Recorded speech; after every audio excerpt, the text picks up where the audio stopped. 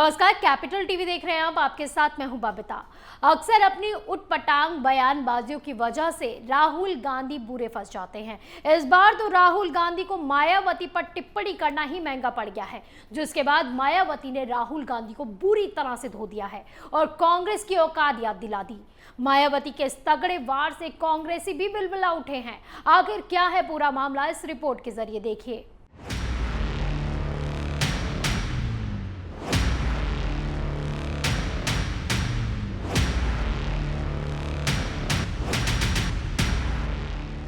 कांग्रेस नेता राहुल गांधी को बीएसपी राष्ट्रीय अध्यक्ष मायावती पर टिप्पणी करना महंगा पड़ गया है। मायावती ने जब राहुल गांधी के खिलाफ मोर्चा खोला और उनके बयान पर पलटवार किया तो कांग्रेस बिलबिला उठी। राहुल के बयान पर मायावती ने तंज कसते हुए कहा कि उन्हें बीएसपी पर कमेंट करने से पहले अपने गिरेबान में झांकना चाहिए।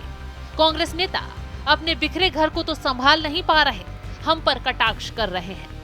मायावती का ये बयान राहुल गांधी की उस टिप्पणी के बाद आया है जिसमें राहुल ने यूपी चुनाव का जिक्र करते हुए कहा था कि हमने बीएसपी के साथ गठबंधन करने और सीएम बनने का ऑफर मायावती को दिया था, लेकिन मायावती जी ने बात तक नहीं की। राहुल गांधी ने कहा था कि मायावती को ईडी सीबीआई का डर है और वो अब चुनाव ही नहीं लड़ रही है। राहुल के इसी बयान के बाद मायावती आग बबूला हो उठी और तुरंत प्रेस कॉन्फ्रेंस लेकर बैठ गए।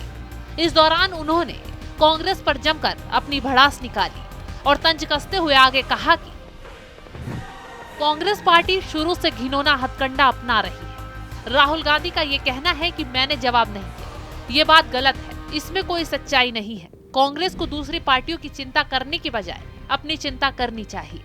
हमारी पार्टी का काम करने का तरीका अलग है। कांग्रेस का हाल अभी खिसियानी बिल्ली खंबा नोचे जैसा हो गया है। राहुल गांधी ऐसे बेतुके बयान जब दे रहे हैं जब खुद की पार्टी यूपी में बुरी तरह कुचल चुकी है।